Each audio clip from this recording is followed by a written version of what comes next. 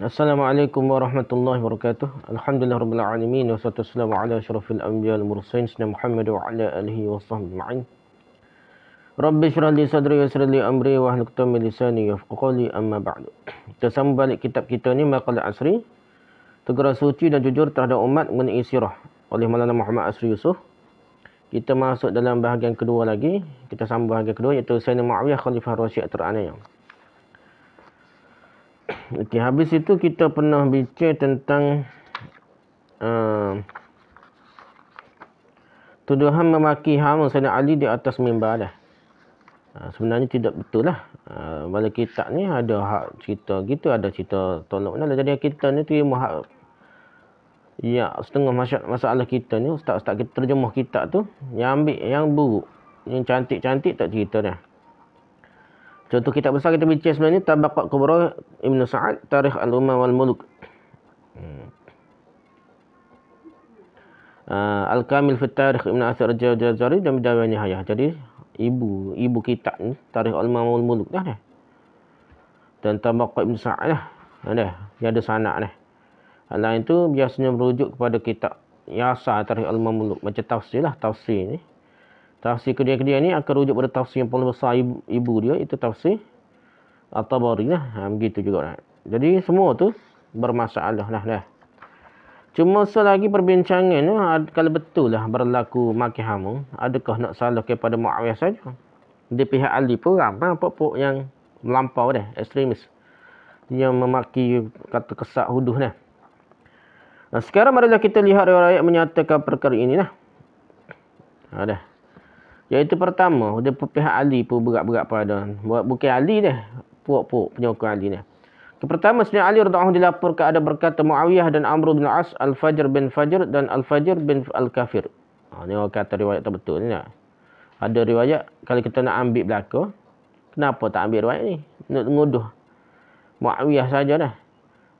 Dalam kitab ni ada belakang, yang baik, yang buruk. Yang buruk tentang Muawiyah, yang buruk tentang Ali ada juga. Tapi kenapa ambil yang buruk tentang Muawiyah saja? Tak kaji dah sana apa, jumpa dalam kitab besar, kitab Muktabar kira, kitab turut lah. Kita pun percaya tu. Berat gitu dah. Ni riwayat ni, kata Ali sendiri, kata kafir dah. Dan Muawiyah dan Amr bin As ni, Al-Fajr bin Al-Fajr dan Al-Fajr bin Kafir dah. Berat dia nak mengkafir kau. Tapi karut tak betul ni nak.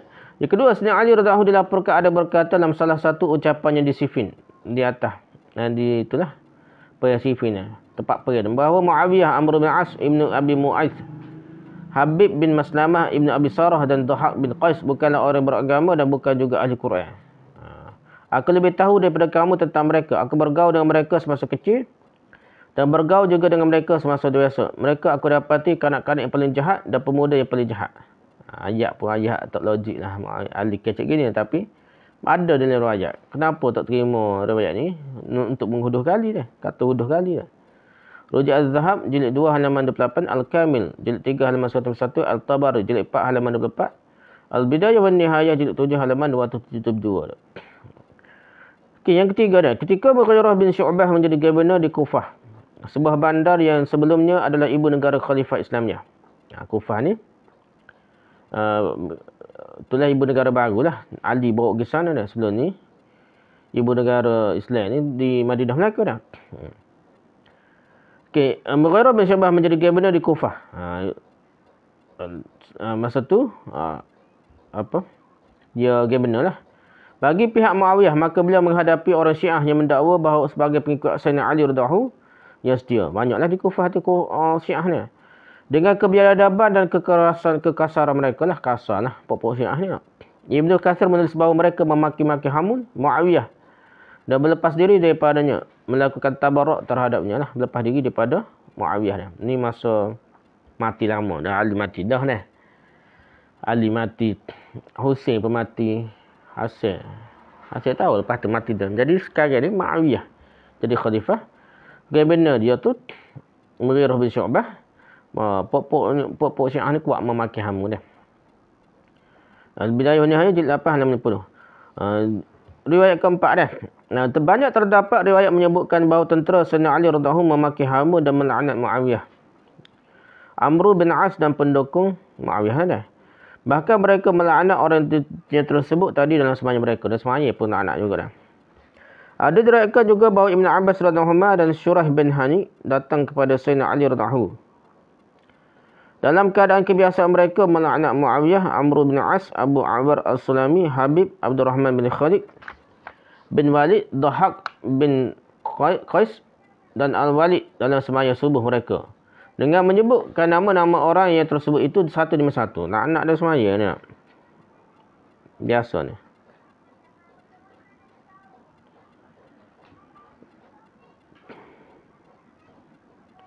Ibn Abbas dengan Syurah bin Hani datang kepada Sayyidina Ali dan keadaan kebiasaan mereka. Puak-puak Ali lah. Maksudnya puak-puak Ali lah. Rujuk At-Tabari jilid 6 halaman 40, Al-Kamil jilid 3 halaman 108, Abu Dawud Nihani jilid 7 halaman 203 dan Tarikh Ibn Khaldun dan jilid 2 halaman 117. Ini riwayat ni lah. Riwayat Hauduh, perangai puak-puak penyokong Ali ni. Riwayat ini dengan jelas menunjukkan bahawa Sayyidina Ali radhiyallahu dan pengikut-pengikutnya juga tidak kurang biadabnya daripada Sayyidina Muawiyah radhiyallahu dan pengikutnya. Bahkan kalau dilihat masa berlakunya maki hamu itu, pihak Sayyidina Ali radhiyallahu yang terlebih dahulu memulakan maki hamu itu iaitu semasa perang Siffin. Dan Sayyidina Muawiyah radhiyallahu pula bertindak balas semasa pemerintahannya sudah berlakunya perang Siffin. Kalau betul lah riwayat tu dah, tak betul berlaku sebenarnya. Sekiranya begini keadaannya, maka tidak ada siapa yang akan selamat daripada kebiadaban dan kekasaran budi, sama ada Sayyidina Ali radhiyallahu atau Sayyidina Muawiyah radhiyallahu. Dan begitu juga para sahabat tabi'in yang lain. Kalau kita perhati hak tu kak, riwayat tersebut kak, tak ada jahat berlaku lah ni. Jangan jahat seorang ni. Sebenarnya inilah dikendaki oleh musuh-musuh Islam pada zaman itu. Inilah maksud sebenar di sebalik semua cerita-cerita yang direka cipta oleh kuncu-kuncu Ibn Sabak. Kuncu-kuncu Ibn Sabak ni di sisi Yahudi munafik tersebut ni. Jadi dia masuk dalam Islam. Sokong mengaku sokong Ali. Sebenarnya berlakunya sokong Ali. Tapi dia ni sebenarnya dia makan dua-dua dah. Bermuka dua lah. Sekali kata kau ni, sekali Ali pun kata juga dah. Riwayat dia ada wuduh nampak Ali, pengikut Ali ni jahat. Ali jahat ni. Dan nampak sekali tengok Muawiyah pun jahat. Jadi dia suruh nampak jahat belaka ni. Cerita-cerita oleh pereka-pereka sejarah ni. Tuduhan ini adalah sesuatu yang tidak logik sama sekali kerana mungkinkah orang yang bermaruah seperti ayah dan datuk neneknya jadi maki hamun dan dikutuk di hadapan khalayak ramai pada hari Jumaat di atas mimbar masjid itu boleh bersekongkol dan membela kerajaan melakukan perbuatan kecil tersebut. Kita cerita dah sebenarnya ni Zainab ke apa ni nak. Adik-beradik Husin ni nak. Cucu Nabi juga. Pergi duduk di kerajaan Muawiyah dah. Di Yazid, kerajaan Yazid dah. Adakah anak beranak cucu Husin ni dah. Rela orang kata huduh Ali kepada pak tok dia, pada ayah dia dah. Kalau betul dah, benda ni tak ada, mereka tak ada sebut pun, dan tak perhati ke apa, sebenarnya benda tak wujud pun. Kata wuduh ke apa tak wujud lah. Benda direka cipta. Bagaimana pula dengan sahabat-sahabat Rasulullah SAW yang masih hidup ketika itu, yang mana kegairahan mereka terhadap agama umumnya luas dan sangat kuat, ketat lah. Dan Ahlul Bait Rasulullah SAW khususnya diketahui umum dalam sejarah Islam. Ramai anak beranak Nabi dia. Hasil itu dia lah anak cucu dia. Orang lain pun ramai lagi. Hasil pun ada anak cucu dia. Dah. Lepas tu ramai lagi anak cucu Nabi yang lain. Adakah senyap dah? Adakah mereka dapat menerima perkara ini dengan segala senang hati jika berlaku betul lah caci maki di atas mimbar ni? Yang kelima, kalau benar tuduhan yang mengatakan bahawa Marwan selalu memaki hamun Sayyidina Ali radhiyallahu di atas mimbar pada setiap hari Jumaat itu, maka bagaimanakah boleh Sayyidina Hasan radhiyallahu dan Sayyidina Husin berimamkan beliau dalam 5 waktu solat fardu? Marwan bin Abdul Malik bin Marwan bin Hakam ni. Dah, Marwan bin Hakam ni alim dan dia ni tokoh besar juga dah. Mengaji kuat juga. Lepas tu dia lantik sebagai gubernur di Madinah. Apabila dia jadi gubernur ni, jadi tok imam. Bukan apa kita lah ni dah. Dulu kalau dia jadi pemerintah, dia lah jadi imam dah. Marwan ni jadi imam. Pada orang besar lagi pada dia dah. Ibn Abbas ke Hasan Husin ke, nah, semua tu jadi bawah dia. Jadi apa, belakang dia sebenarnya. Sebab ni dia apabila jadi gubernur, dia jadi tok imam. Tu kaedah orang zaman dulu dah. Adakah Hasan Husin ni sanggup berimankan beliau? Tu perkara penting juga dah. Adakah mereka berdua itu tidak bermaruah dan jahil berkenaan sabda Rasulullah SAW berkenaan memaki hamun seseorang dalam Islam membawa kepada kefasikan? Tak ada kau jahil, marwah tak jahil. Jahil tu okey ke marwah ni? Siapa kau maki hamun ni? Dah. Kalau orang tu jahat sungguh pun tak boleh maki hamun kita ni. Bahkan orang tu buat zina, apa pun benda Nabi pernah tak orang maki tak. Umar kan maki orang yang berzina dah. Kena hukuman hudud. Nabi kata jangan.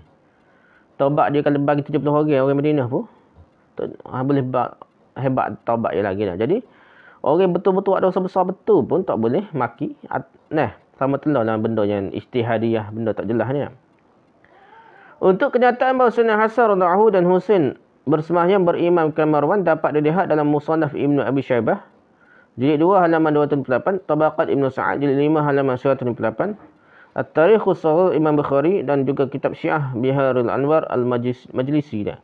Jilid 10 halaman 334 hingga 141. Jadi kitab Syiah pun ada sebut dah, kitab Al-Sunnah tak salah cerita lah sebut pasal Marwan ni. Hasan Husain memang semayam di belakang Marwan. Yang keenam, bagaimana pula Sayyidina Hasan radhiyallahu dan Husain radhiyallahu juga ahli keluarganya daripada Bani Umayyah.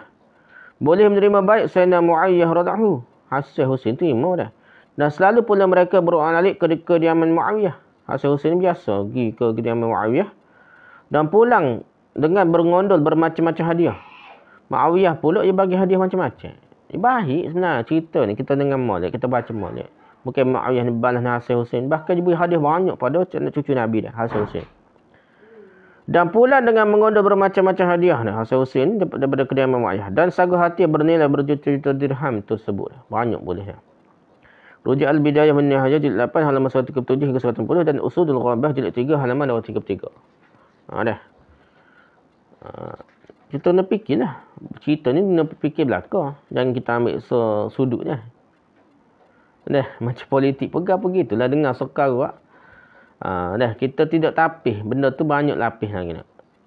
Ni goda isteri tak kena dibatalkan hukum akta tersebut dah, goda isteri. Tapi ada akta lain lagi dah. Akta gangguan seksual ke apa ada lagi. Banyak perkara lagi.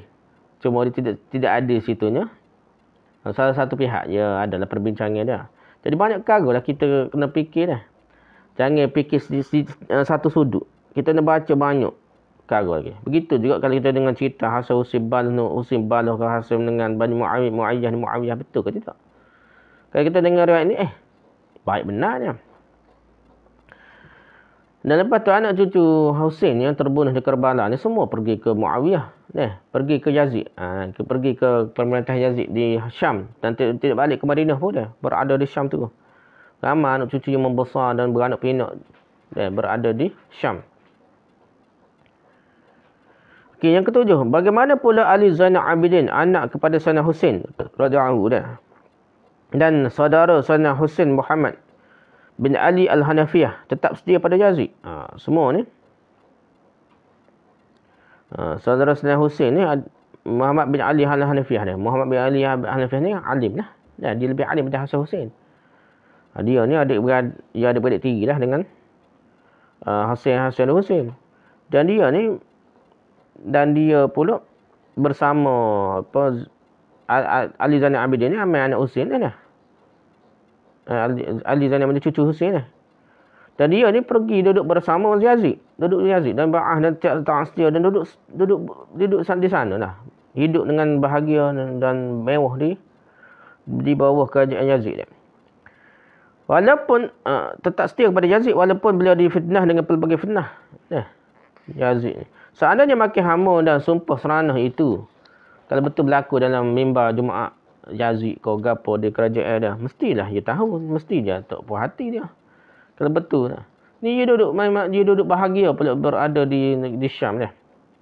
Di bawah kerajaan dekat dengan pemerintahan Yazid dah. Jadi seandainya makin hama dan sumpah seranah itu tidak lebih daripada tuduhan yang diada-adakan, tentu sekali semua ini tidak berlaku lah. Kalau betul lah ada yang sumpah seranah, takkanlah Hasan Husain duduk di Syam gitu lah. Dalam Sahih Bukhari terdapat satu riwayat menunjukkan ada seorang lelaki datang kepada Sahal bin Sa'ad dengan bercerita kepada beliau bahawa Gubernur Madinah memaki hama Sayyidina Ali radhiyallahu di atas mimbar. Lalu Sahal bertanya orang itu, apakah dikatakan oleh orang itu kepada Sayyidina Ali radhiyallahu? Maki hama macam mana tak? Dia kata gapo nak? Dia bawa cerita. Orang daripada Madinah.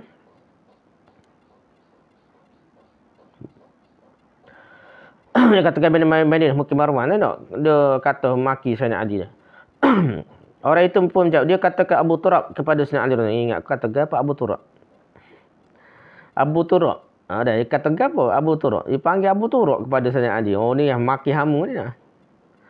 Mendengar jawapan orang itu, sahabat pun tergelak sambil berkata, wallahi ma sammahu illa an-nabiy sallallahu alaihi wasallam wa ma kana lahu ismun ahabba ilaihi minhu. Demi Allah, Rasulullah SAW lah yang memanggil beliau, memanggil Ali ni radhiyallahu dengan panggilan Abu Turab itu. Dan di sisi Sayyidina Ali radhiyallahu sendiri tidak ada panggilan yang lebih disenanginya daripada panggilan tersebut. Ingat ke maki sungguh. Kata Abu Turab nak maki dah. Ni pun masalah. Orang tak kata gapo lagi, orang puji je kata maki lah. Cerita orang ni sambung lah. Sambung daripada mulut ke mulut ni jadi benda lain lah. Sampai ke hujung tu macam-macam cerita benda lain lah. Berlapis-lapis cerita tu sampai ke tambah beribu kilometer tu jadi benda lain dah. Dok ni pun WhatsApp dan TikTok lagi apa dok. Cerita hak siapa baca tadi lah cerita berita pun masalah sensasi dah. Isi kandungnya tu lain dah. Kepala tajuk je orang baca tajuk saja kak jadi lain, jadi sensitif. Seolah-olah orang goda isteri ni tak perlu terkena hukuman. Betul kau goda isteri orang ataupun dalam masa umum gangguan seksual kau apa boleh kena tak? Ataupun ada cara lain dah. Maka masyarakat lagi tak masuk lagi tak bicara dah. Tiba-tiba dijadikan benda yang sensasi lah. Ingat ke apa hina dia maki yang Ali kena ke kata Abu Turab sini lah. Hadir dari kekali Imam Bukhari dalam Sahih Bukhari kitab Fadailus Ashab Nabi sallallahu alaihi wasallam bab manaqib Ali bin Abi Talib oleh Sahal bin Sa'di nombor hadis 3303 status sahih. Barangkali inilah asas bagi segala tuduhan ini tau. Abu Turab pun dia kata hina. Padahal tu pujian dah. Ianya berpunca daripada salah faham. Bapak tanah lah Abu Turab ni. Bapak tanah ke Nabi Ali pernah tidur atas tanah tu. Debu Nabi panggil gelar Abu Turab ni. Yang gelar tu Nabi dan dia suka dah. Orang lain panggil Abu Turab pun dia suka. Ianya berpunca daripada salah faham atau pura-pura tidak faham kerana mempunyai tujuan dan maksud memburuk-burukkan Muawiyah. Khususnya dan pemerintahan Bani Umayyah secara keseluruhannya. Itu je benda yang tidak besar. Jadi besar dah. Macam lah ni. Cukai dah. Bagi luar negara RM500 ke atas. RM500 ke bawah dah. Benda tu diputuskan lama dah. Tahun 2021 lagi. Nah, tapi jadi bisnes kan. Jadi benda tu kerana apa jadi murah bagi Cina ke apa, kerana bagi tu tak kena cukai dah. Dan dia boleh banyak. Jadi benda tu kerja rugi dah. Rakyat pun dia akan mengatasi produk tempatan, produk yang mari ke Malaysia dah. Ikut daripada Cina ke apa nak jual ya dah cukai jadi mahal sikit dah. Jadi produk daripada Cina jadi murah lagi. Jadi benda tu akan berkesan pada produk tempatan. Jadi benda tu lama dia bincang. Tapi jadi isu sekarang kerana apa? Kerana salah faham atau buat-buat tak faham ataupun ada maksud untuk buat propaganda politik. Itulah. Begitu juga isu Ali dan Muawiyah ni kan. Perkataan yang baik dan paling disenangi oleh Sayyidina Ali radhiyallahu sendiri Abu Turab diputarkan sehingga menjadi perkataan makin hamun. Dan sumpah seranah pula. Benda yang dia suka Abu Turab jadi makin hamun. Diputar belik dah. Oleh itu bukanlah orang yang menyebut Sayyidina Ali radhiyallahu dengan panggilan Abu Turab itu memaki beliau. Tetapi orang yang memahami panggilan Abu Turab kepada Sayyidina Ali radhiyallahu itu sebagai makin hamun itulah sebenarnya yang makin hamun beliau dah. Orang yang panggil Abu Turab tu bukan makin hamun dah. Orang yang tak puas hati dah. Dah. Yang tak setuju itulah sebenarnya makin hamun dah. Kalau nak kira gitulah kita terbalas. Okey, lepas tu habislah perbincangan kita tentang makin hamun ni tak. Dari benda tu fitnah banyak cerita yang digambar-gembur ke. Kita kok tambah sehingga nampak panah. Benda tak besar jadi besar. Benda ni tak besar pun jadi besar. Laki bini nak balah. Kadang-kadang cerah tu kes muda kes remeh-temeh kes buh gigi dah. Tak simpan molek ada cerah bukan. Jadi benda tu kalau nak besar jadi besar lah. Benda ni kalau kita nak sangka baik pada sahabat jadi kecil. Ni nak sangka buruk pada sahabat kan jadi besar. Benda tak balas mana jadi balas. Begitulah kita kena faham isu tentang Muawiyah ni. Jadi Muawiyah ni sangat hebat. Khalifah Rashid yang sangat dikagumi. Bahkan kita baca dah sebenarnya ni. Ada sahabat kata, dia ni kalau kata Imam Mahdi, dia lah Imam Mahdi tak. Seolah dia ni seolah adilnya. Oh dah amannya dah sejahtera ni perintah ni dah. Orang suka rakyat je saya dia ni. Muawiyah ni sangat saja. Dan dia pula zuhud sebenarnya bukan mewah. Bukan mewah sebagai dia menggambarkan dia sangat zuhud. Pakai compang-campingnya dah. Tapi digambarkan seolah mewah, nak beranak kronisma dah. Macam-macam lah. Bukan dia. Bahkan lebih baik pada dia tu. Misalnya Uthman pun dikatakan kronisma padahal. Tak ada kaitan kronisma tu. Kalau dia bagi pun harta dia. Dia pun orang kaya asal-asalnya Uthman. Lepas tu jadi miskin apabila jadi khalifah. Tapi digambar-gemburkan dengan berita sejarah yang direka cipta ni. Nampak jahat ni. Okay, habislah situ kita pergi pada seterusnya. Siapakah Al-Fi'atul Bariyah? Siapa dia? Ada orang tuduh Fi'atul Bariyah ni pemberontak ni. Pelampau, pokok pelampau ni. Ekstremisme ni dah. Ekstremis ni. Dikatakan kepada Muawiyah. Betul ke tidak? Ramai orang menganggap kesyahidan Ammar bin Yasir sebagai penentu kepada salah atau betulnya dua golongan Islam yang sudah ditakdirkan oleh Allah SWT berperang pada permulaan sejarah Islam. Ya ada Ammar bin Yasir diceritakan Nabi, Ammar bin Yasir dibunuh oleh golongan pelampau dah. Jadi Ammar bin Yasir dipuak Ali. Dia kata, Gen Muawiyah yang bunuh. Tu hujah kuat lah buat dia dah. Betul ke tidak? Mereka memutuskan bahawa Sayyidina Ali radhiyallahu anhu berada di pihak yang betul kerana Ammar yang berada di pihak Ali sudah terbunuh dalam perang Siffin di pihak beliau di pihak Ali Sementara Sayyidina Muawiyah radhiyallahu anhu dan penyokongnya pula berada di pihak yang sana. Kerana perang Ali itulah hujah dia dah. Bahkan mereka adalah golongan yang dikatakan oleh Rasulullah sallallahu alaihi wasallam sebagai Al-Fi'atul Bariyah, golongan yang derhaka dah. Golongan pelampau, golongan derhaka Bariyah. Golongan derhaka dah. Fi'atul Bariyah, golongan yang derhaka. Dia katakan puak Muawiyah lah dalam sabdanya, Ammar taqtuluka al-fi'atul bariyah. Ammar, engkau akan dibunuh oleh golongan derhaka. Hadis diriwayatkan oleh Muslim dalam Sahih Muslim Kitabul Fitan wa Asyratus Sa'ah bab la taqumus sa'ah oleh Ummu Salamah, nombor hadis 2916, status sahih. Okey, pembetulan. Tidak dinafikan tentang kesahihan hadis ini di samping banyak pula turuk-turuk jalan-jalan hadis lah. Tetapi yang menjadi persoalannya apakah Al-Fi'atul Bariyah, golongan penderhaka tu jadi kata oleh Nabi SAW itu tepat untuk Muawiyah dan pengikut Muawiyah, atau dengan kata lain apakah hadis ini qat'i adalah untuk Muawiyah dan pengikutnya, adakah maksudnya muktamad dah putus dah untuk Muawiyah. Kena dalil ni ada secara umum, kita nak putus mudah-mudah payah. Ni sikit jumpa najak ni Wahabi ataupun jumpa apa-apa dalil hadis tu. Ni Bani Tamin lebih orang Melayu dah. Imam Mahdi ni orang Melayu siapa ni? Payah Tamin ada bahasa Arab dulu betul tanah Melayu Tamin. Tempat dia berdiri timur dah. Maksudnya orang timur ni habis ni ada juga ada. Tu melampau berlaku ni. Benda tak jelas, jangan nak cepat menentukan dah. Kita tak tahu lagi bila kiamat, bila Imam Mahdi, bila sungguhnya jangan cepat. Memanglah berasa kita baca hadis kita berasa dekat-dekat dengan kiamat. Tapi kita cepat berhukum tak boleh. Bahaya. Ya akan mari automatik Imam Mahdi ke, siapa-siapa yang tolak Imam Mahdi ke. Pok-pok dari timur, siapa dia tu. Kita jangan cepat. Ada kata dari Khurasan, bukan daripada Malaysia pun dah. Jadi kita jangan cepat lah. Dalil umum ni cerita dah. Ni ada pula saya baru tengok ni. Pasal. Dia mimpi ni. Mimpi ada air besar ombak pergi ke Gunung Jerai. Gunung Jerai dah. Ombak besar ke Gunung Jerai. Dia pun, ni maksudnya akan berlaku tsunami besar lah. Malaysia tergelam habis. Kecuali Gunung Jerai tak tergelam. Pertama mimpi tu tentu sahih tak sahih dah. Karut boleh dah. Mimpi mainan syaitan boleh. Yang kedua mimpi ni alam misal. Ia bukan alam zahir. Kalau ombak bukan bermaksud ombak sungguh. Kalau air susu bukan masuk air susu sungguh. Air susu tu ilmu dah. Dia pun mengaji pula bab takwil mimpi ni bukan mudah-mudah nampak ombak oyo ni maksudnya banjir sungguh. Berat dah. Jadi benda tu kena mengaji banyak kan, kena tapih banyak perbahasan. Dan tak boleh jadi ramalan mudah-mudah. Tidak jadi khurafat. Jadi boleh merosak akidah jugalah.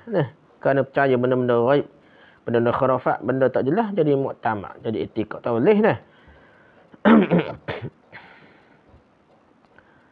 Okey, apakah Fi'atul Bariyah, penderhaka yang dikatakan oleh Nabi SAW? Seandainya kita mengatakan hadis ini tepat untuk Muawiyah dan pengikut Muawiyah, maka kenapakah perkara berikut berlaku? Padahal dari segi dirayahnya dah, kritikan isi kandungnya, tidak mungkin perkara ini berlaku sekiranya Muawiyah dan pengikutnya diyakini sebagai Fi'atul Bariyah.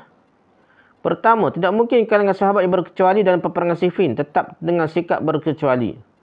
Walaupun sudah mengetahui dengan jelas pihak yang betul dan pihak yang salah dengan syahidnya Ammar bin Yasir. Sahabat-sahabat tahu hadis ni. Ammar bin Yasir ni dibunuh oleh golongan pemberontak, golongan pelampau, golongan penderhaka ni.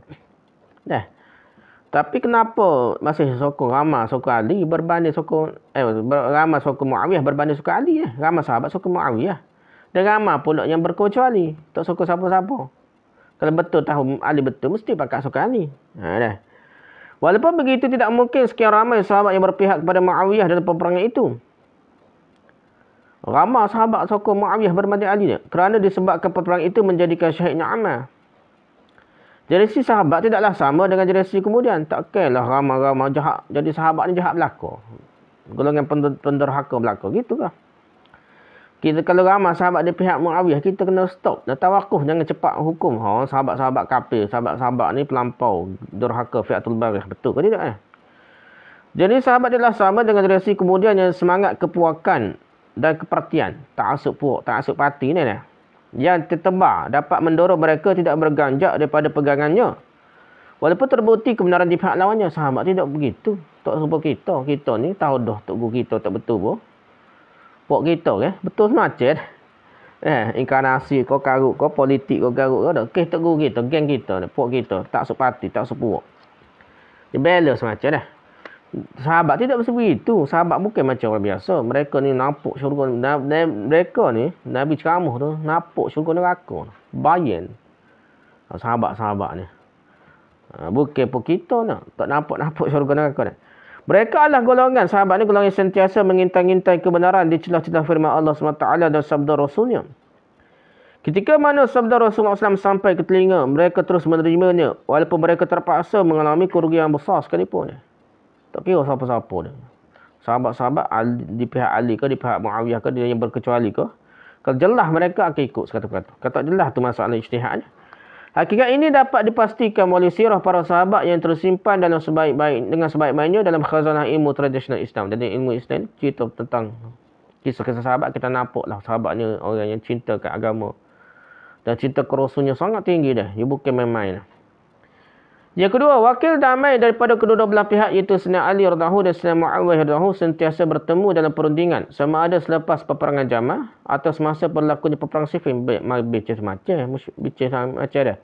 Tidak pernah wakil-wakil dari pihak Sayyidina Ali radhiyallahu membuktikan pada pihak wakil Muawiyah tentang kebenaran mereka disebabkan beradanya amal di pihak mereka. Mereka tak berhujah. Ni amal mati ni. Pok demo lah bunuh. Maksudnya demo lah pemberontak ataupun golongan bariyah, fi'atul bariyah. Golongan penderhaka.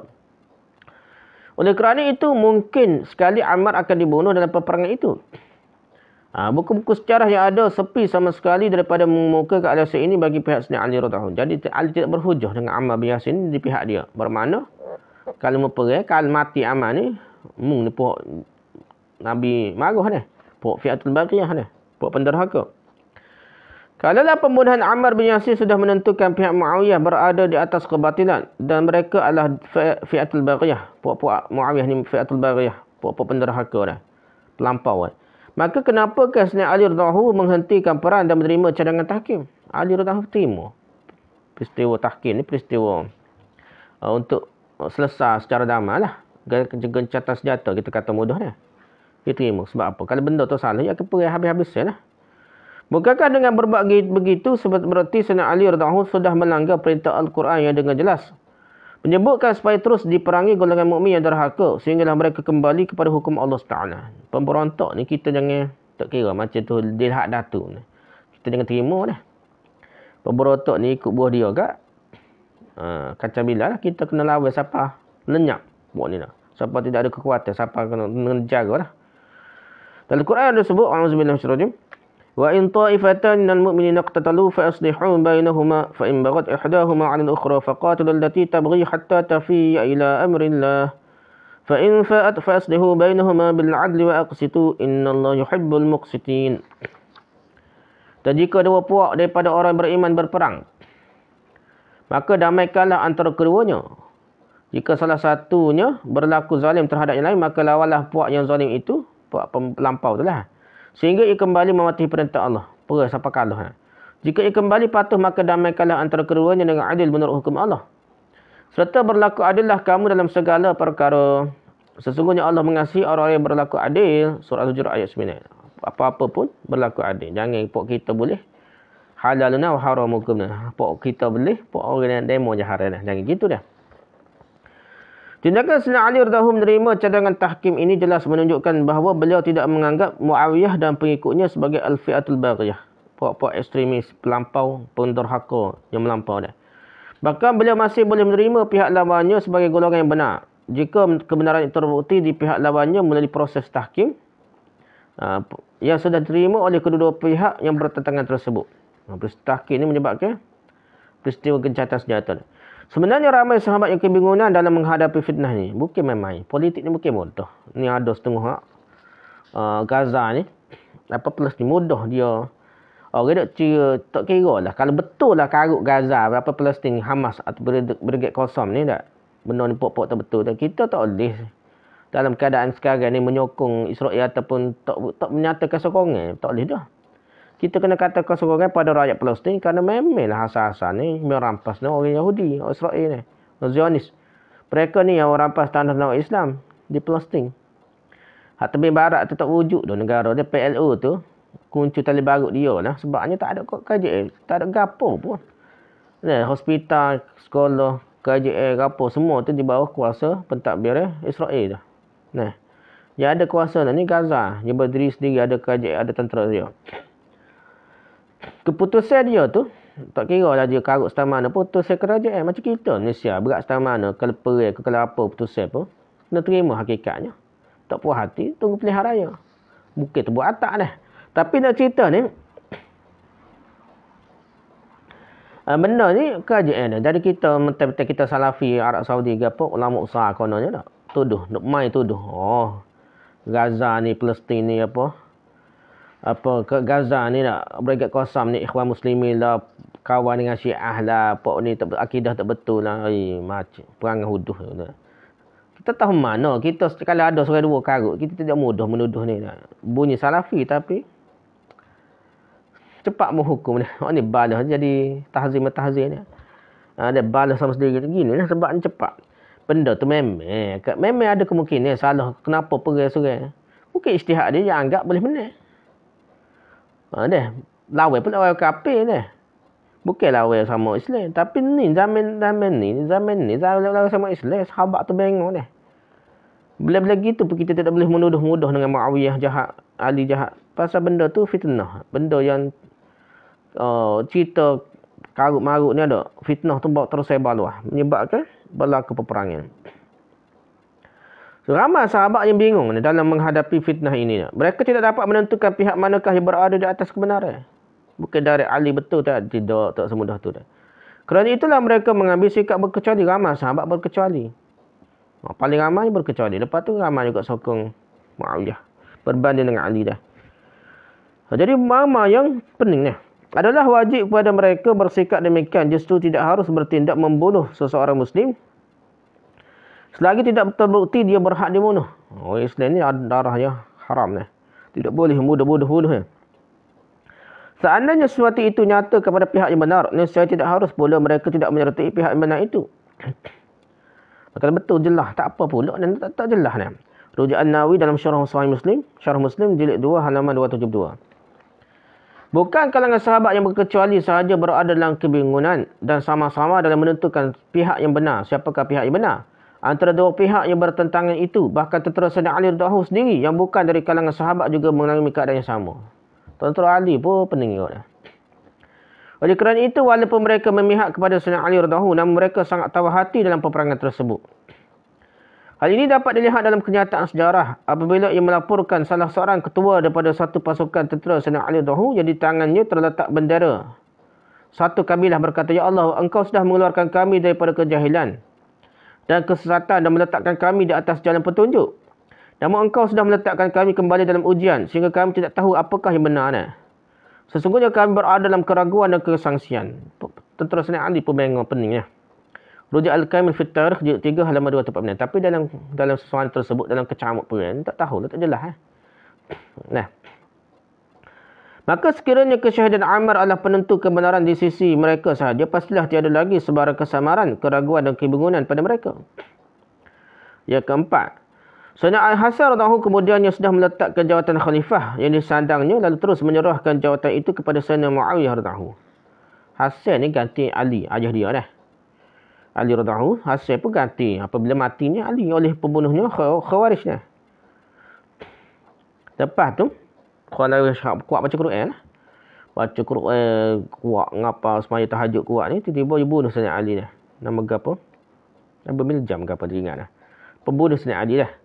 Dia ni orang qari, dia dikatakan qari, pembaca Quran yang hebat, yang kuat. Qari lon, bukan qari dulu, bukan qari lon ni dah. Qari dulu hafiz yang kuat baca Quran dah. Qari lon ni, qari baca sedap je dah. Tidak dah. Ngapa Quran kuat amal ibadah ni apa. Jadi yang membunuh Sayyidina Muawiyah ni Khawarij. Jadi Hasan naik, dia serah jawatan kepada Muawiyah. Sekiranya kesyahidan Ammar sudah menentukan siapakah yang benar dan siapakah yang salah, maka sudah semestinya Muawiyah radhiyallahu dan pendukungnya dianggap berada di pihak yang salah dan batil, dan tidak mungkin Hasan menyerahkan khalifah kepada Muawiyah. Takkan dia serah pada yang batil, yang salah. Namun soalnya, kenapakah Sayyidina Hasan radhiyallahu menyerahkan jawatan khalifah itu kepada Muawiyah yang diyakini berada di atas kebatilan? Jika dia yakin, adakah sukar terima bahawa penyerahan kuasa oleh Sayyidina Hasan radhiyallahu kepada yang batil juga batil? Jadi perbuatan Hasan ni batil lah. Nah, suruh kuasa pada orang jahat ni, orang jahat, Fi'atul Bariyah. Kalau betul Fi'atul Bariyah tu Muawiyah, golongan penderhaka tu Muawiyah. Dia suruh kuasa pada golongan penderhaka, begitu ke?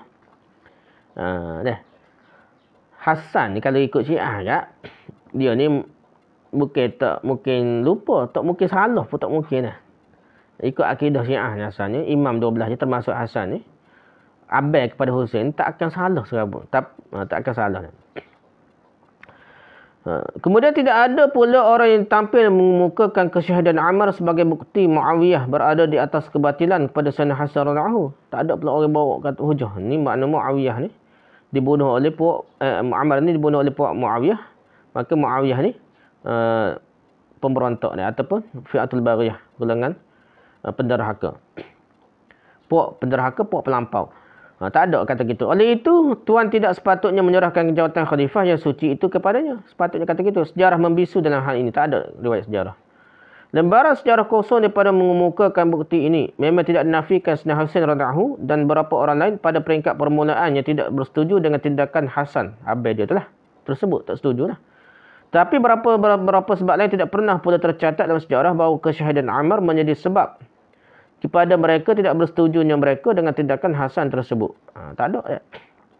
Rujuk Tarikh Tabari jilid 4 halaman 102, Al-Kamil jilid 3 halaman 203, Al-Akhbar At-Tiwal Tarikhul Wafa halaman 179 dan lain-lain lagi. Jadi ni juga sebab Syiah ni dah asal dia keturunan Abel dah. Kita peraja Abel kepada Abel, anak kepada Abel dah. Dia akan jadi tu kepada Abel. Tiba-tiba Syiah pun bengok je sekali Hasan ni dia beri kepada Muawiyah, dia buai keturunan Hasan. Jadi keturunan Husain pula sebagai apa? Imam 12 dia dah. Yang kelima, antara yang menarik perhatian dalam perbincangan ini adalah 4 orang daripada kalangan sahabat yang mewartakan hadis Ammar akan dibunuh oleh Al-Fi'atul Bariyah ini tidak sempat menyaksikan kesyahidan Ammar kerana sudah meninggal dunia sebelum itu dah. Ada perbahasa hadis tu kuat setengah mana dah.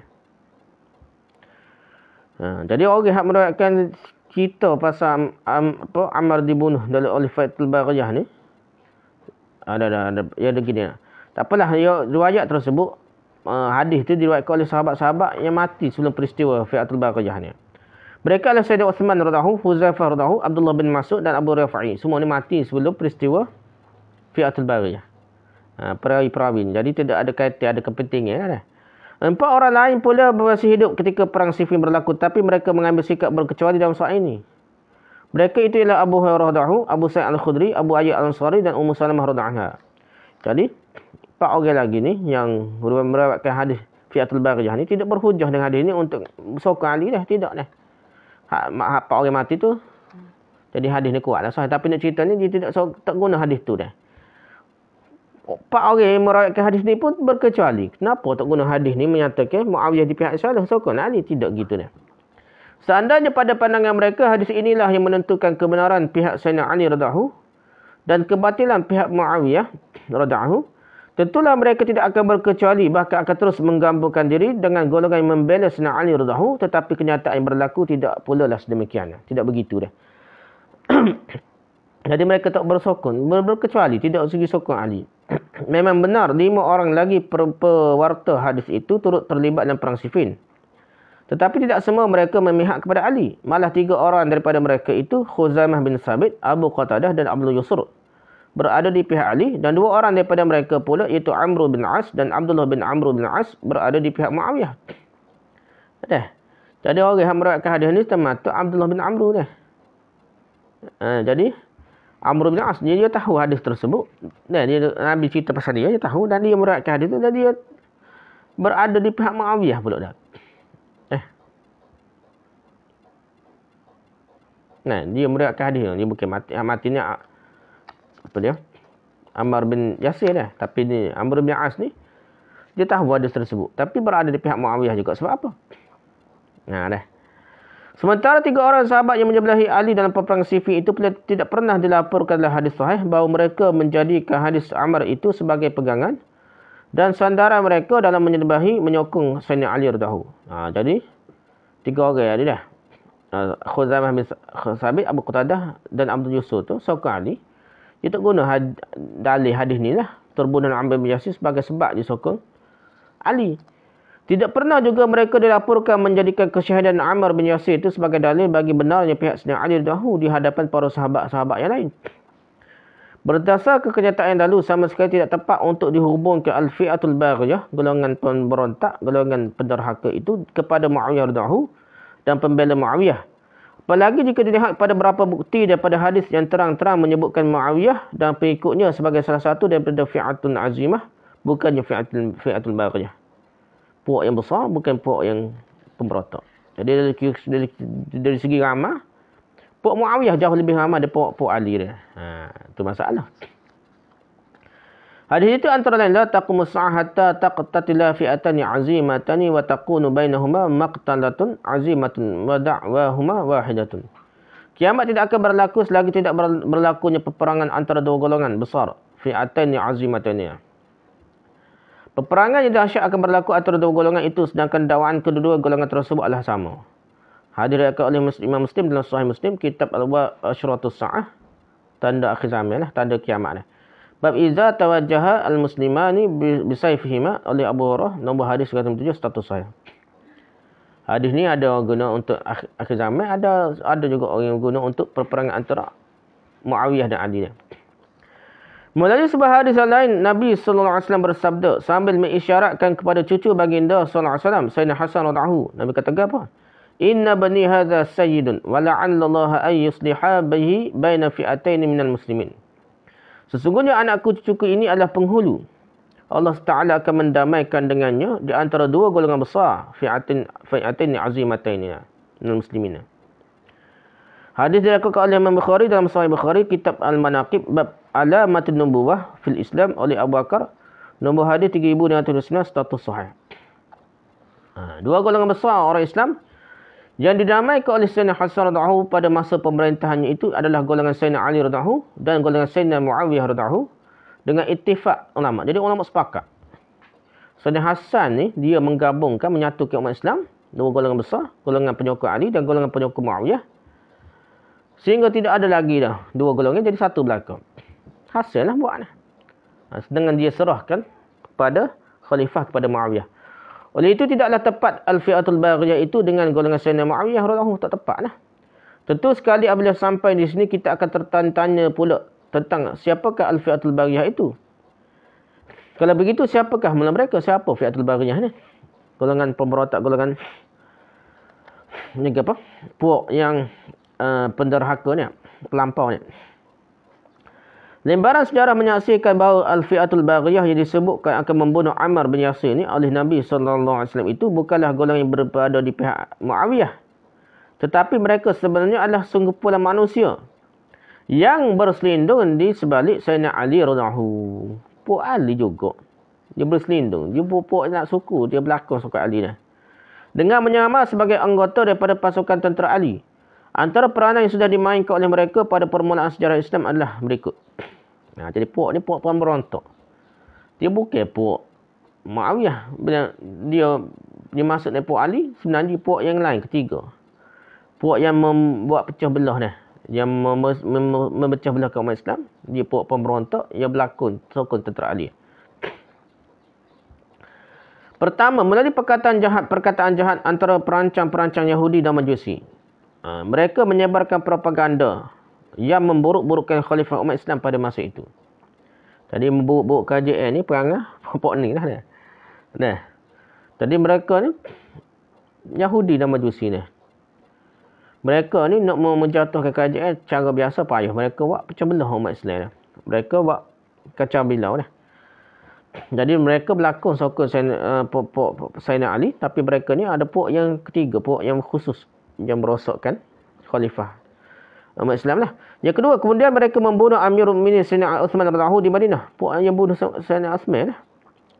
Selepas berjaya mencetuskan pemberontakan terhadap beliau. Jadi membunuh Amirul Mukminin Sayyidina Uthman ni. Puak-puak ni juga lah.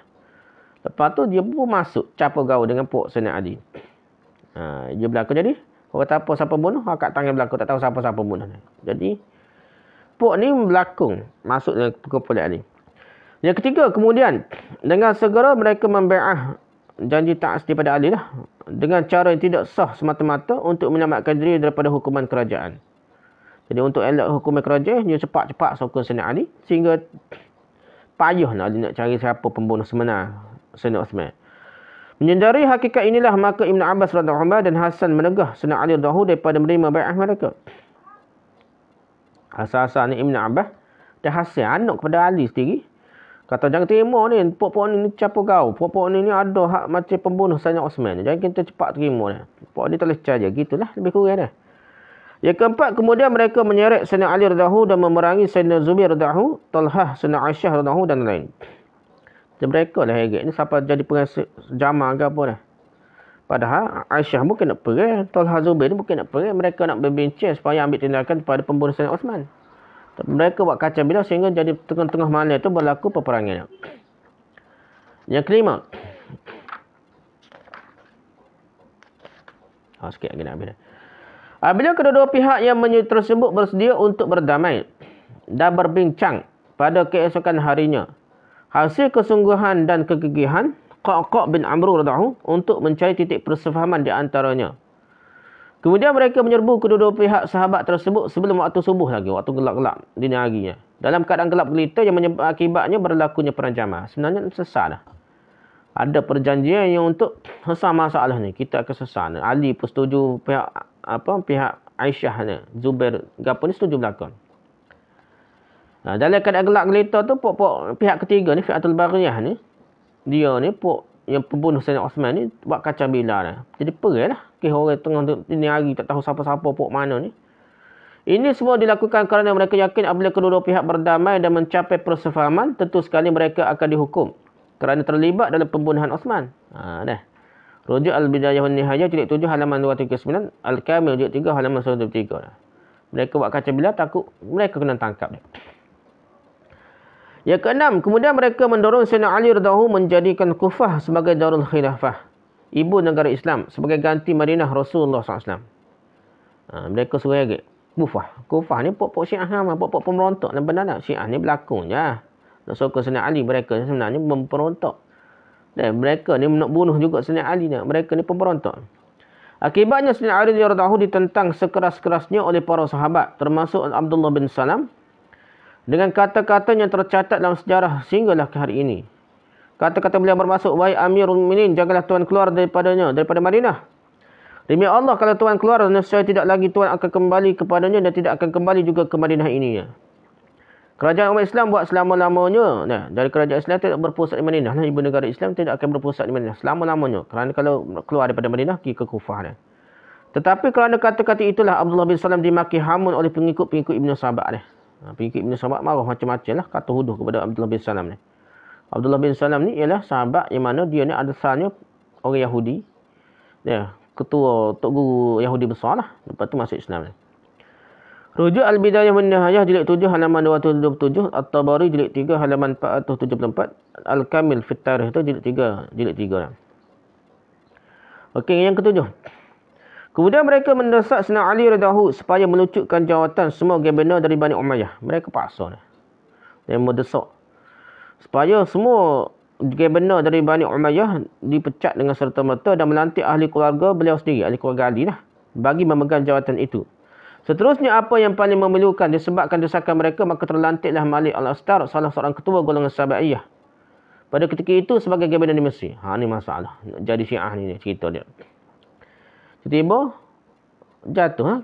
Ali suruh Ali letak jatuh. Kalau naik keluarga Ali sungguh tak apalah. Hasil Husin menaik golongan Sabaiyah. Malik Al-Astar. Buku-buku sejarah menjadi saksi bahawa dialah orang yang bertanggungjawab membawa Sayyidina Ali radhiyallahu bertempur dengan Sayyidina Muawiyah radhiyallahu di medan Siffin. Dia pula lah. Ali gubernur di Mesir tu letak jawatan lah. Ali suruh tukar dah. Apabila letak jawatan, itulah yang jadi kuat pokok dia ni. Sehingga dia bertempur dengan Sayyidina Muawiyah. Dengan di medan Siffin yang mengakibatkan terkorbannya banyak nyawa umat Islam, termasuk Sayyidina Ammar bin Yasir pun terbunuh. Rujuk Al-Bidayah wan Nihayah jilid 7 halaman 227, Al-Kamil jilid 3 halaman 103 hingga 177, dan Al-Akhbar At-Tiwal halaman 153. Yang ke-8. Kemudian mereka membawa Sayyidina Ali radhiyallahu ke kancah peperangan di Siffin yang banyak meragut nyawa umat Islam. Yang ke-9. Seterusnya mereka yang membunuh Sayyidina Ali radhiyallahu sendiri. Yang bunuh dia kata Khawarij ni sebenarnya bukan Khawarij saja. Dia pemberontak Fi'atul Bariyah ni juga. Pok Syiah juga dah. Syiah ni dengan Khawarij ni kalau dia pok sama je berlaku ni. Sekali dia kata dia suruh pecah belah pok yang sama. Dia keluar daripada Ali jadi Khawarij, nak bunuh habis sahabat. Pok ni sokong Ali ada lagi lah. Dia jadi pecah dua supaya nampak pecah belah ni. Seterusnya mereka yang membunuh Sayyidina Ali radhiyallahu dia. Pok ni juga. Hafiz Ibn Hajar bermaksud mereka yakni golongan Sabaiyah. Golongan pemberontak, golongan Fi'atul Bariyah, golongan Syiah ni. Adalah orang yang bangkit menentang Uthman dengan menuduhnya melakukan beberapa perkara yang langsung tidak ada penglibatannya dalam perkara tersebut. Mereka Cina lah, kronisme, laga apa semua tu fitnah kepada Uthman. Mereka menggabungkan diri dengan pihak Sayyidina Ali radhiyallahu. Dan selepas itu mereka memberontak terhadap Ali pula. Jadi Khawarij pula dah. Rujuk Fathul Bari jilid 13 halaman 432. Pok tu sebenarnya, tapi ada golongan betul Sodat ni ada. Saya rasa Pok Ibn Mujam yang bunuh Ali ni, mereka ni orang juruh. Orang juruh, orang yang betul Sodat ni. Tok Guru betul Sodat terpengaruh. Slogan tu menyebabkan dia berasa orang lain ni peristiwa tahkim, peristiwa apa habis orang kafir. Orang lain ni semua ahli neraka ni. Dan sekali pasca Ali dia kata, dia pun nak bunuh juga. Pok yang dimanipulasi, orang baik yang dimanipulasikan oleh orang jahat. Orang jahat ni dia gunanya sentimen politik, sentimen bangsa, sentimen keluarga Nabi ni, sentimen macam-macam. Dan sekali yang orang-orang yang juruh, yang baik ni, yang bodoh ni ditipu oleh pok-pok yang penjahat ni. Mereka ni nak buat kacau belah. Golongan Sabaiyah ni, golongan Fi'atul Bariyah yang sebenarnya, golongan penderhaka ni, mereka nak buat kacau belah lah. Yang menunggang orang-orang baik ni. Orang juruh yang baik ni ditunggangnya supaya bersama-sama berontak bersama mereka lah sekali. Jadi pembunuh pula pada Ali dia. Yang 10. Sebenarnya mereka bukan sahaja sudah membunuh Ammar bin Yasir, tetapi juga sudah membunuh Sayyidina Talha radhiyallahu, Zubair dan Hasan. Hasan pun kena bunuh pada pokok ni juga. Berapa lama kemudian mereka pula membunuh Sayyidina Husain radhiyallahu di Karbala. Di Karbala bukan tentera Yazid. Yang bunuh ni pokok ni juga Fi'atul Bariyah, penderhaka ni, pemberontak yang menyenak masuk dalam tentera Ali. Lepas tu keluar pula balang, dia bunuh Ali. Dan Husain pun dibunuh oleh puak mereka juga. Mungkin masih ada yang tidak mahu menerima kenyataan ini dan masih tetap berdegil mengatakan tidak mungkin ada pihak lain yang sudah membunuh Ammar bin Yasir. Kerana jelas sekali Ammar berada di pihak Sayyidina Ali radhiyallahu dalam perang Siffin. Kata gitu lah. Pok-pok yang malah mengkaji banyak ni, baca sekerak ni. Berdasarkan tok guru dia kata gitu, tok guru dia betul berlaku lah. Dia tak usah dah kaji fikir mendalam dah. Selain itu tidak ada pihak lain yang diperangi Ali ketika itu selain dari pihak Muawiyah saja. Dia kata ada dua pokok je. Tak ada pokok ketiga ni, pokok penderhaka dalam Ali. Tak ada pokok Ali. Maka tentulah beliau dibunuh oleh pihak Muawiyah saja. Itu pendapat mereka lah. Sebagai menjawab kedegilan orang-orang seperti ini, Tok Guru besar juga seperti ini, kita akan mengatakan bahawa Zubair dan Talha sudah terbunuh dalam peperangan Jamal. Ini kerana jelas sekali mereka berada di pihak lawan Sayyidina Ali radhiyallahu anhu. Tak fikir ke? Zubair bin Talha ni bukan peranak Muawiyah. Dia peranak Ali. Pok-pok dalam kumpulan Ali yang bunuh Zubair dan Talha ni. Kerana itu tidak mungkin mereka dibunuh oleh orang lain selain daripada puak Sayyidina Ali radhiyallahu anhu juga. Jadi pok-pok ni yang Zubair dan Talha ni syahid pun. Kerana dibunuh oleh pok-pok ni juga. Pok ni berada tentera Ali. Masa tu ada dah Fi'atul Bariyah ni. Dengan itu tepatlah Sayyidina Ali radhiyallahu anhu dan puak-puaknya dengan sabda Nabi Muhammad SAW bermaksud. Kata-kata Sayyidina Ali dah. Dan sabda Nabi tepat. I'zanu lahu liyadkhul qatilu Zubair an-nar. Biarlah pembunuh Az-Zubair masuk ke dalam neraka. Jadi pembunuh Zubair ni juga diisyaratkan dalam hadis ni adalah puak yang penjahat dah. Kalau kita kata Ali jahat, bukan dia. Kita kena kata puak yang nak masuk. Fi'atul Bariyah tu dalam kumpulan Ali. Kumpulan kecil dia kumpulan Ali masuk. Yang membunuh Zubair. Masuk neraka dia berkata. Hadis diriwayatkan oleh Imam Ahmad dalam Musnad Ahmad, kitab Musnad Ali bin Abi Talib, oleh Ali bin Abi Talib, nombor hadis 980. Status Hasan. Hadis ni hadis riwayat Sayyidina Ali sendiri. Ramai orang Islam sejak dahulu hingga ke hari ini menyalahkan perkataan, mengarahkan perkataan Al-Fi'atul Bariyah itu dah. Menyalahkan perkataan Fi'atul Bariyah itu. Akibatnya mereka terjumus dalam prasangka yang bukan-bukan terhadap orang yang tidak bersalah dalam kalangan sahabat Rasulullah SAW, sahabat-sahabat besar Nabi dia. Mereka guna Fi'atul Bariyah, ambil surah hadis tu, pakai guna belakang. Pakai fikir ijtihad belakang. Terus. Tidak tengok hadis lain, tidak banding riwayat lain ni. Simplistik ni. Tok Guru Ustaz pun simple sangat mikir dia gini lah. Jadi fitnah. Bukan betul-betul kita belajar agama, kita jadi ustaz asatizah kat. Kita ni tak boleh menerima pandangan orang lain tu. Tu kita untuk guru besar kan. Kita salafi Apakah betul tu? Jangan gitu deh. Nak baca banyak, kena tengok pelbagai sudut pandang barulah kita tidak jadi pelampau, tidak jadi menghukum orang dengan salah. Memfitnah sahabat besar pula. Mereka terbawa-bawa dengan pandangan orang terdahulu yang mengatakan Sayyidina Muawiyah radhiyallahu dan pengikutnya adalah bariyah, penderhaka dan atau pemberontak. Sementara Sayyidina Ali radhiyallahu pula berada di atas kebenaran 100%. Gitu je, kira mudah, simple sangat mikir. Para sahabat yang menentang beliau sama ada dalam peperangan Jamal dan peperangan Siffin dianggap berada di atas kebatilan. Muawiyah pun salah, Zubair pun salah, Talha pun salah,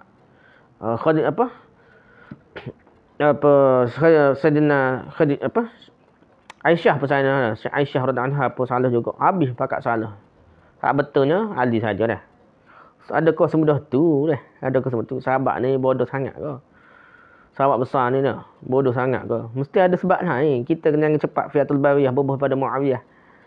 Mungkin ada Fi'atul Bariyah tu puak yang ketiga yang berada dalam menyinak masuk dalam puak Ali dan keluar pula macam-macam ni yang puak yang merancang konspirasi untuk menjatuhkan kerajaan Islam. Pendapat begini dikatakan pendapat Ahlussunnah Jamaah pula dah. Menyalahkan Aisyah, dia kata anjing Hawab yang menyalak pada Aisyah tu, padahal riwayat tu karut. Yang betulnya pada Nabi palsu, Nabi perempuan palsu di bawah Mekah ni, bukan di atas Madinah tu. Ataupun antara Madinah dengan Kufah ke apa, tak ada. Jadi benda tu tak betul. Benda yang Hawab tu tidak wujud. Jadi ramai orang termakan racun. Mengaku ulama Ahlussunnah, ulama besar sungguhlah dah. Padahal ia pendapat Ahlussunnah yang sudah termakan racun sebenarnya diayah musuh-musuh Islam dalam kalangan Syiah, kalangan Sabaiyah yang berusaha mengencamukkan pemikiran umat Islam. Pada hakikatnya itu fitnah, itu propaganda dah. Pada hakikatnya itulah pendapat Syiah seperti kata Hafiz Ibn Hajar Al-Asqalani. Fahaman Syiah dalam istilah ulama mutaqaddimin ialah mempercayai Ali lebih utama daripada Uthman dan Ali lebih benar, berada di pihak yang benar dalam semua peperangannya. Sementara orang yang menentangnya adalah salah. Di samping mereka itu, Syiah itu mengutamakan Abu Bakar dan Umar daripada Ali itu sendiri. Tahzib-tahzib jadi 1 halaman 94. Pada masa itu tak timbul Abu Bakar Umar. Kalau timbul pun Uthman. Ali lebih tinggi pada Uthman. Itu ada perbincangan pokok Syiah dah. Berat dah. Syiah setahu tu berat dah pada masa itu dah. Syiah zaman kedua tu sampai melaknat Abu Bakar Umar tu. lebih berat lah. Pada zaman tu dia kata Ali lebih utama dari Uthman tu sangat berat dah. Syiah berat dah. Perkataan Baghyu yang digunakan oleh Sayyidina Ali radhiyallahu untuk Muawiyah dan dalam ucapan-ucapannya, maka itu tidak lebih daripada penggunaan di segi bahasa saja, bil makna al-lughawi, dengan makna bahasa saja, semata-mata bukan dari segi istilah fi'atul baghiyah yang dimaksudkan oleh Nabi. Hakikat ini dapat dilihat pada ucapan Sayyidina Ali radhiyallahu sendiri, dan ucapan-ucapannya adalah sebaik-baik pentafsir kepada kata-katanya. Ibn Asakir melaporkan dengan sanadnya bahawa Sayyidina Ali radhiyallahu pernah mendengar seorang lelaki sudah melampau dalam kata-katanya. Orang itu mengatakan kafir kepada pihak lawan Sayyidina Ali radhiyallahu. Maka Sayyidina Ali radhiyallahu melarangnya daripada berkata sedemikian. Kata beliau, mereka mendakwa kita sudah bertindak melampau terhadap mereka, dan kita pula mendakwa mereka sudah bertindak melampau terhadap kita. Rujuk Tarikh Ibn Asakir jilid 1 halaman 309, Tahzib Tarikh Ibn Asakir Ibn Badran jilid 1 halaman 33. Perkara yang sama juga sudah dinukilkan oleh Ibn Taymiyah daripada Musnad Ishaq bin Rahawayh dengan sanadnya. Rujuk Minhajus Sunnah jilid 3 halaman 61 dan Az-Zahabi Al-Muntaqa halaman 335. Dia kata sama-sama jahat. Kita pun buat perangai, alik demo pun buat perangai lah. Jadi sama-sama buat salah belaka dah. Itu kata-kata Ali. Dengan sedikit berlainan pada lafaznya tetapi membawa makna yang sama. Abdullah bin Ja'far Al-Himyari, seorang tokoh ulama Syiah, dalam bukunya Qurbul Isnad, menukilkan bahawa Sayyidina Ali radhiyallahu selalu berkata tentang orang yang memeranginya bahawa tidakkah kita memerangi mereka kerana kekufuran. Tidaklah kita memerangi mereka kerana kekufuran. Dan tidaklah juga kita memerangi mereka kerana tidaklah mereka memerangi kita kerana mengkafirkan kita. Tetapi perang itu berlaku kerana kita berpendapat yang kita berada di atas kebenaran. Dan mereka pula berpendapat mereka pula berada di atas kebenaran. Itu dah. Rujuk Qurbul Isnad halaman 45. Dalam buku yang sama, Ijtihad ada. Dalam buku yang sama dilaporkan Muhammad Al-Baqir berkata, Sayyidina Ali radhiyallahu tidak pernah menghubungkan orang yang memeranginya kepada syirik dan nifak.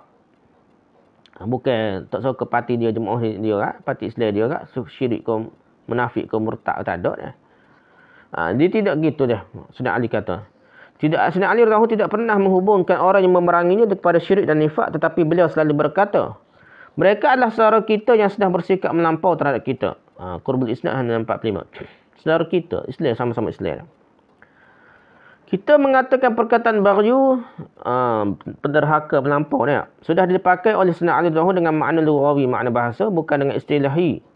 Kerana Baghyu pada istilah bermakna bangkit menentang atau memberontak, pemberontak lah, terhadap seorang khalifah beralaskan fikiran dan ta'wilan sendiri lah.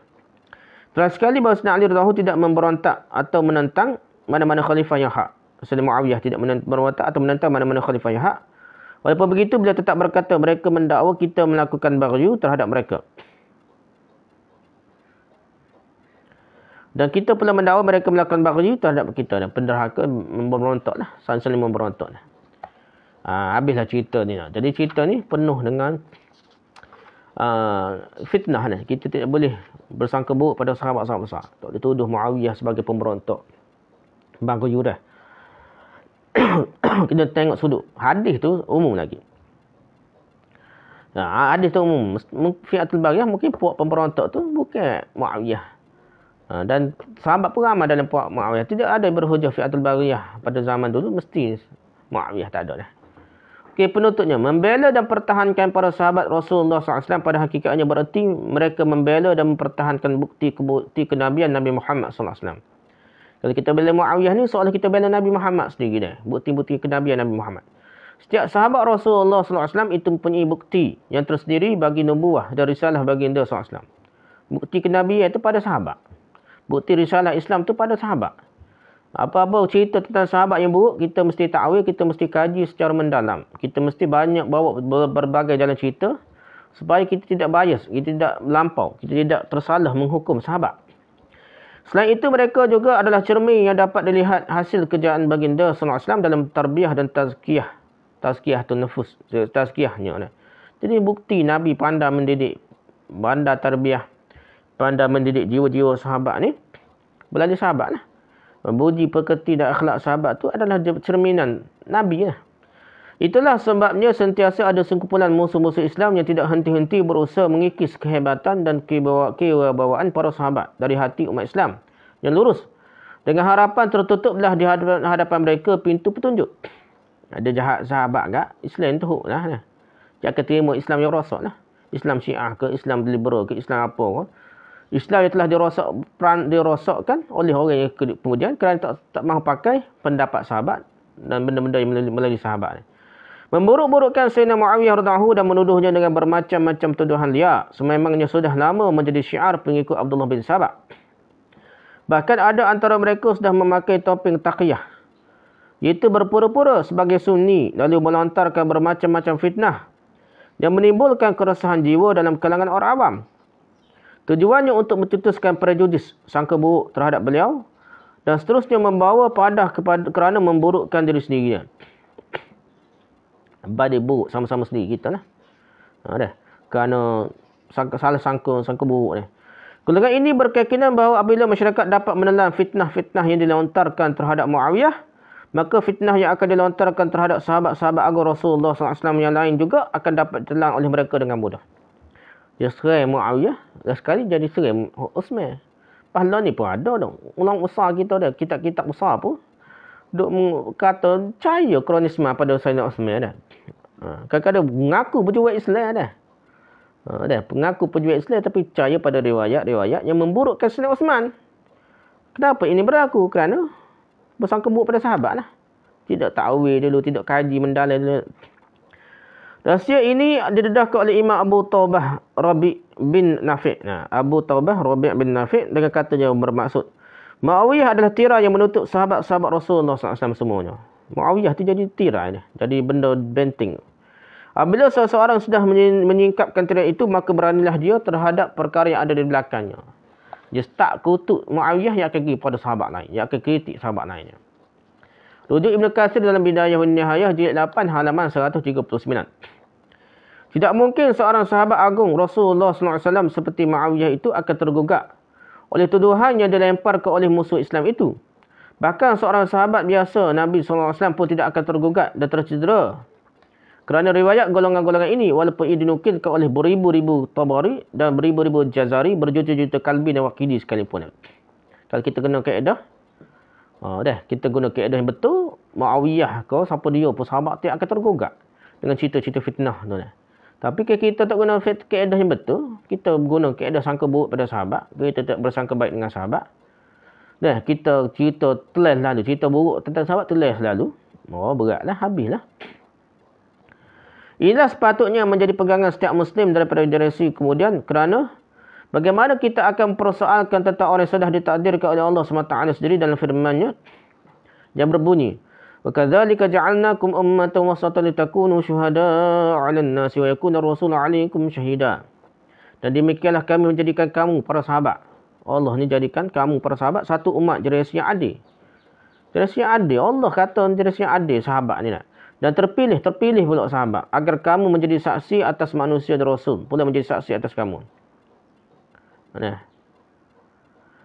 Jadi sahabat jadi saksi, semua manusia akan jadi saksi atas sahabat, Rasul pun jadi saksi atas kamu. Jadi kita, semua tu akan ikut sahabat ni. Sahabat ni akan jadi contoh panduan pada seluruh umat Islam ni sampai kiamat pun dah.